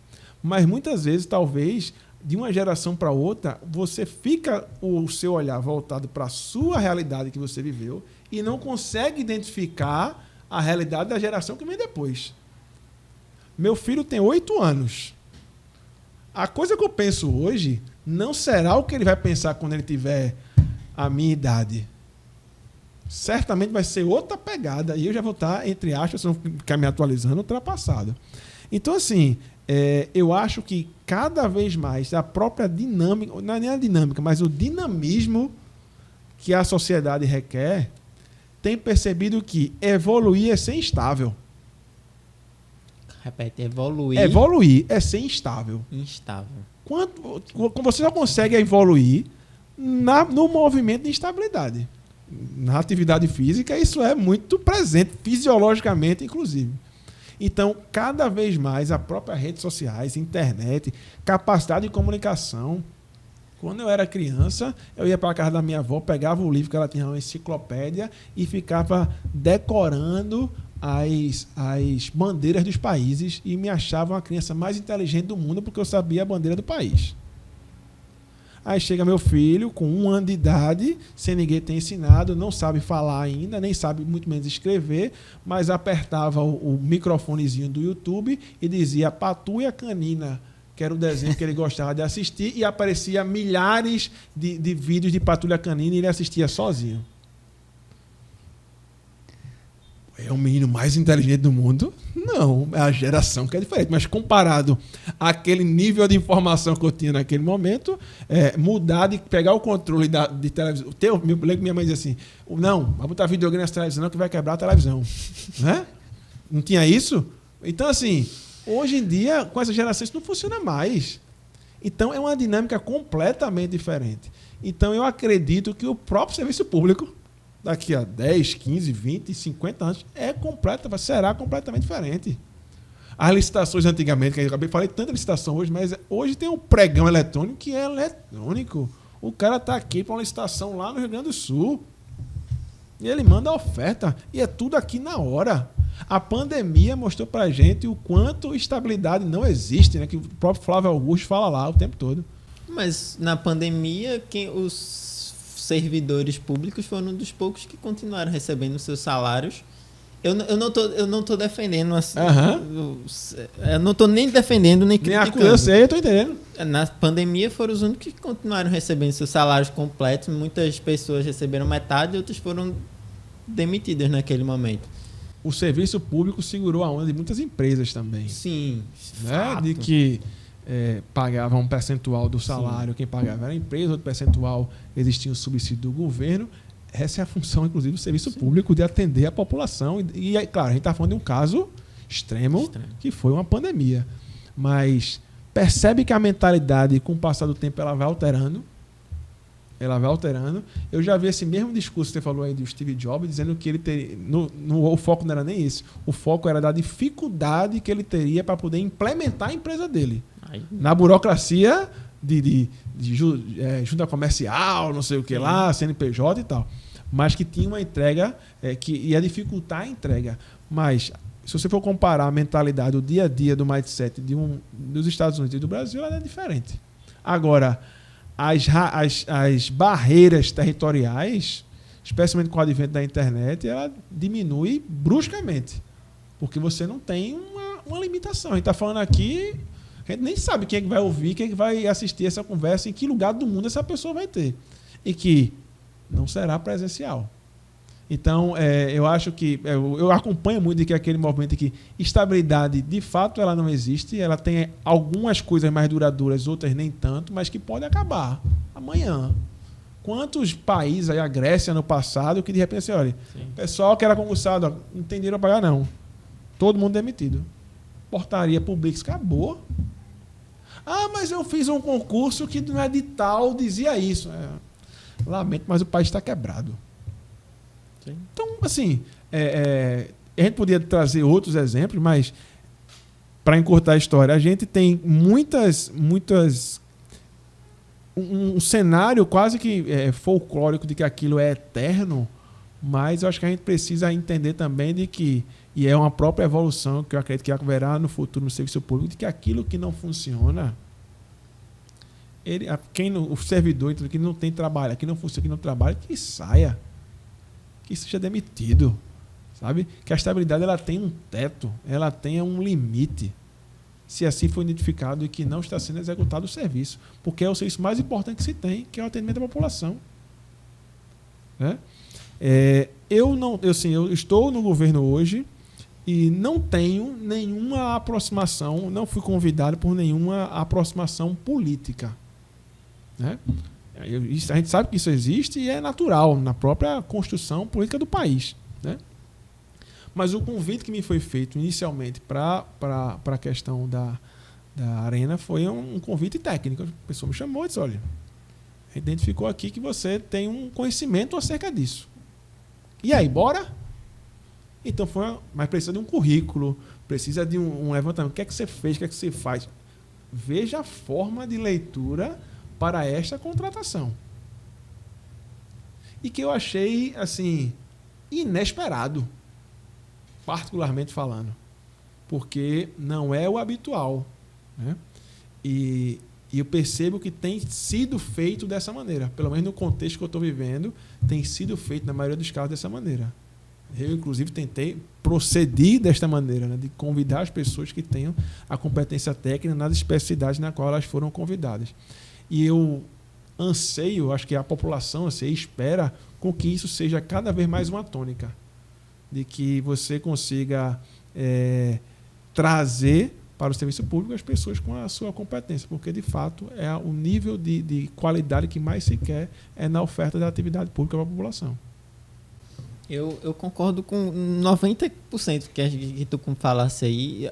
Para mim foi brilhante que tu falasse que evoluir em estabilidade. Para mim isso é brilhante mesmo. Vou guardar.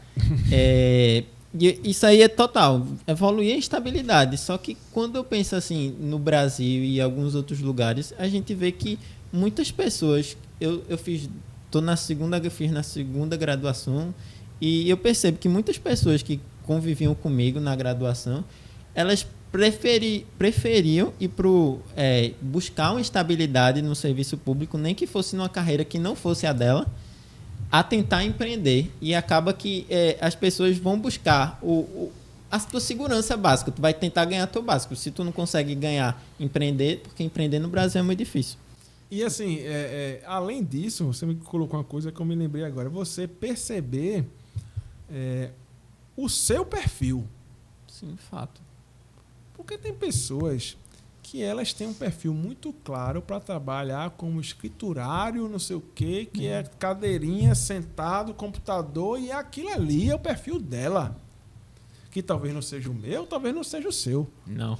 Definitivamente, né? E aí são perfis. Tanto a gente tem que respeitar a decisão daquela pessoa, como ela vai respeitar a nossa. Mas a gente precisa perceber o nosso perfil e olhar para a gente enquanto profissão. E aí eu acho que isso é uma lacuna e uma possibilidade também, desde a escolha da área profissional. Porque para a gente pensar assim, eu vou contratar aqui uma pessoa que escolheu a educação física como área de formação e que a grande questão da educação física é trabalhar com gente. E eu não gosto de ficar com gente. Ué. Você pode faltar tudo, pode faltar material, pode faltar... Mas gente, você vai dialogar, não tem como.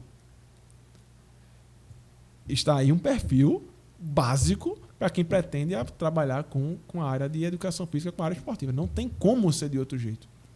Então, se de repente tem um cara lá que se formou em educação física comigo, com vocês e tal, e diz assim, rapaz, eu não quero não, prefiro estar no meu computador em casa. ChatGPT. Ele escolheu Eu já ouvi profissional da Né? educação física dizendo que estava querendo se formar. Profissional não, né? Estudante de educação física querendo se formar em educação física, mas não queria contato com pessoas, ia trabalhar só com consultoria online. Ele vai ter que ter um contato, nem que seja online, com essas pessoas e entender quais são os problemas dela. Exato. Né? Guardando as devidas proporções de você ser completamente aberto, ter um diálogo assim, né? Desenrolado e tal, e ser mais retraído, né? Mas, de uma maneira ou de outra, não tem como não ter esse E contato. tem que né? vender. Sim, tem que vender, tem que Até ter contato. exatamente, para fazer, você vai ter que se relacionar com as pessoas, não tem jeito. Então é difícil até de escutar isso, né? Mas eu também partilho do pensamento que eu não me vejo como funcionário público. Eu gosto muito de empreender, eu vivo disso desde pequeno. Eu sou estimulado no empreendimento, minha mãe também. E eu consigo visualizar justamente o que tu falou de comparar a realidade do tempo.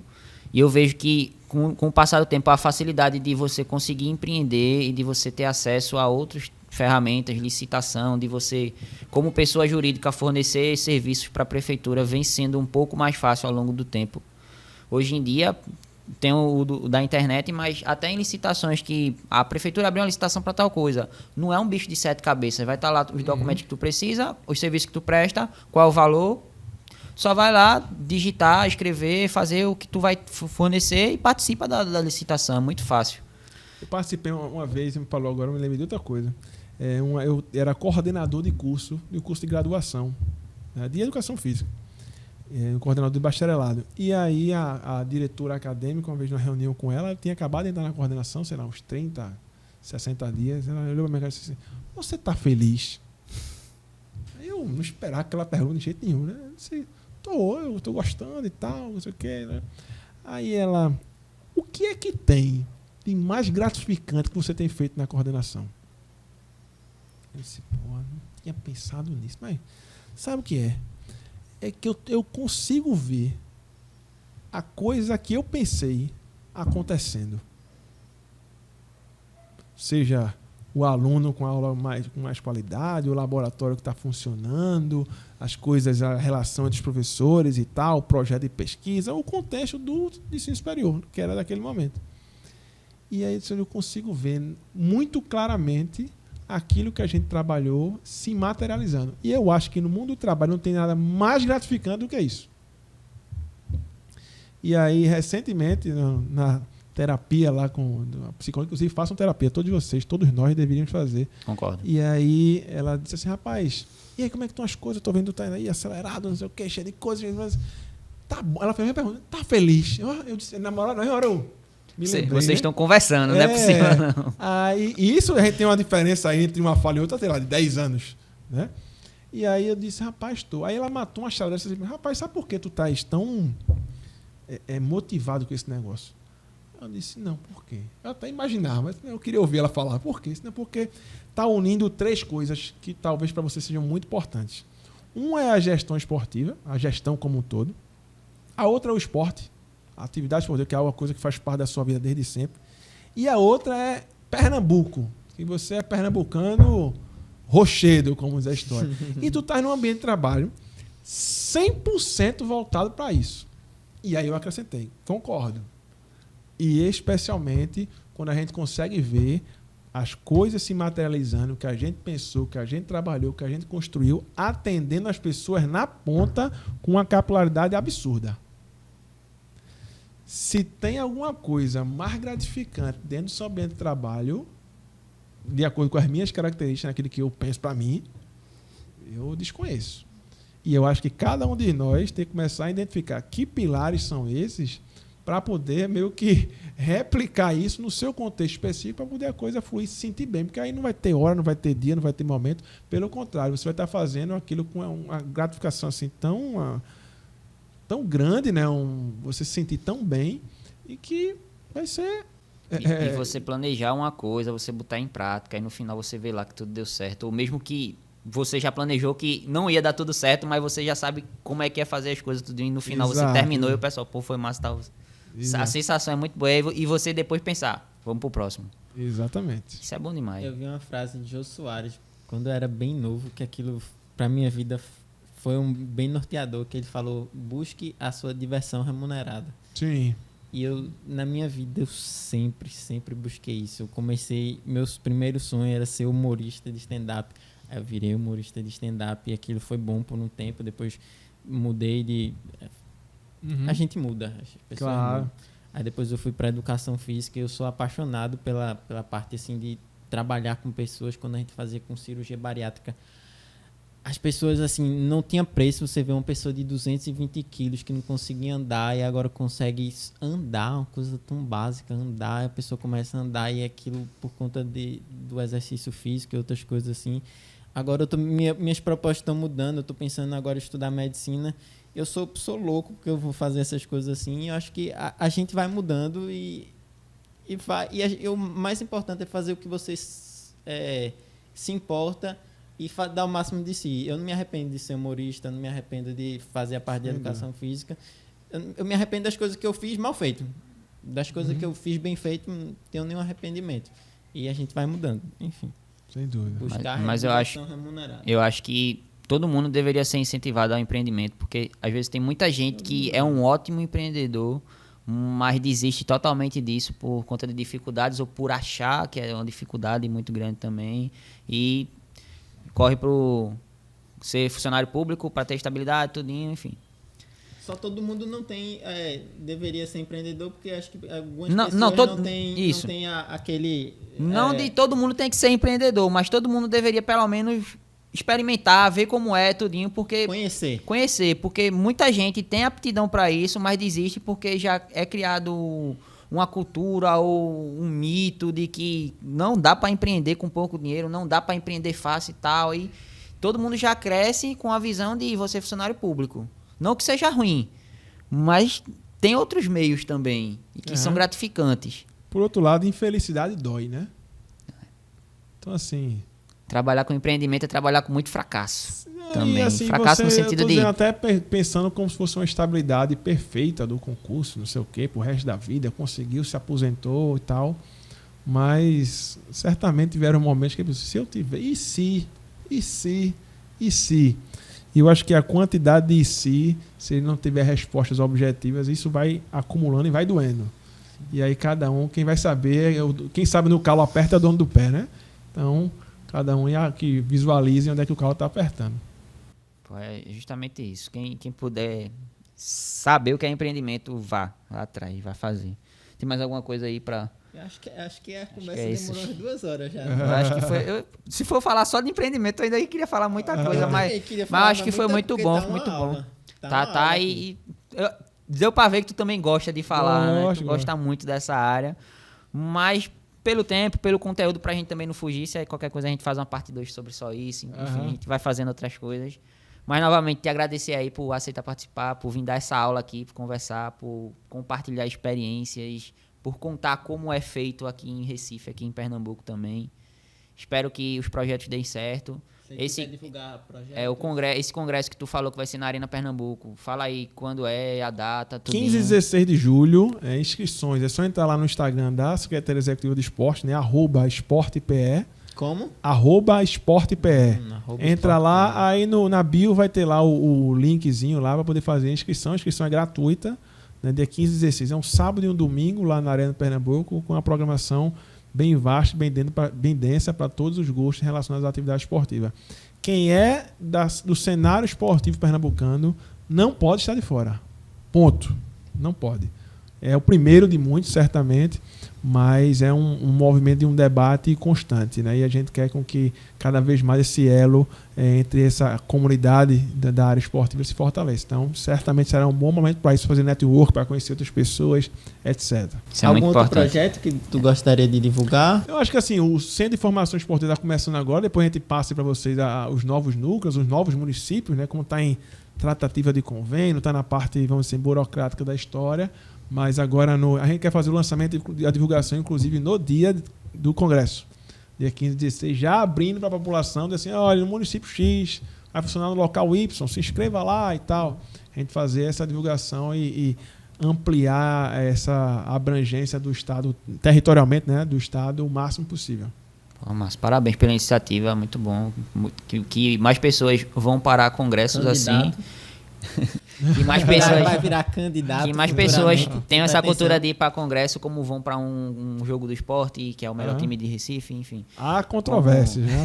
Eu acho que Mas que essa cultura de ir para congresso aumente. É muito legal essa iniciativa também. Então... Pensa em virar político? Rapaz, eu vou ser candidato a presidente da minha casa. Nem nisso eu sou presidente. Muito bom, muito bom. A princípio, nunca tive essa intenção, não. O que a gente quer, na verdade, como uma pessoa que nasceu do esporte, se constituiu no esporte, viveu no esporte. Eu comecei a fazer tela esportiva no projeto social porque eu tinha asma, então aquilo foi certamente mudou o curso da minha vida, o envolvimento com o projeto Santa Amaro. E é meio que uma devolutiva, sabe? Não é um favor que a gente está fazendo, é obrigação, é um trabalho, mas por estar tão parte do dia a dia com a atividade esportiva, é algo extremamente prazeroso e que a gente quer com que outras várias pessoas tenham o mesmo sentimento, não necessariamente igual, né? Mas que tenham acesso a esse sentimento. Isso talvez é o que mais motive. Então, a minha intervenção ela é técnica. Eu sei que estou aqui hoje, talvez amanhã não esteja mais aqui, esteja em outro canto, fazendo outra situação, mas esse pano de fundo certamente vai ser o mesmo. Isso aí eu não tenho dúvida absolutamente nenhuma. Nossa, perfeito. Parabéns pela visão. O grande problema é que as pessoas boas não entram, muitas pessoas boas não entram para a política, né? Mas enfim. Não, aí é outra história. Enfim, lembrando aí todo mundo de deixar aquele like no vídeo, compartilhar dá like no projeto. Compartilhar lá. aí. Eu quero ver todo mundo aqui, ó, todo mundo nesse congresso lá, todo mundo inscrito. Pode ir. Congresso vá, agora dá like aqui não. E se inscrever no canal, Se inscrever no canal. Se inscreve não. E é isso, galera. Muito obrigado por assistir até aqui. Novamente, obrigado, Luciano, por compartilhar aqui esses conhecimentos. E aí, galera, valeu. Pesou? Valeu.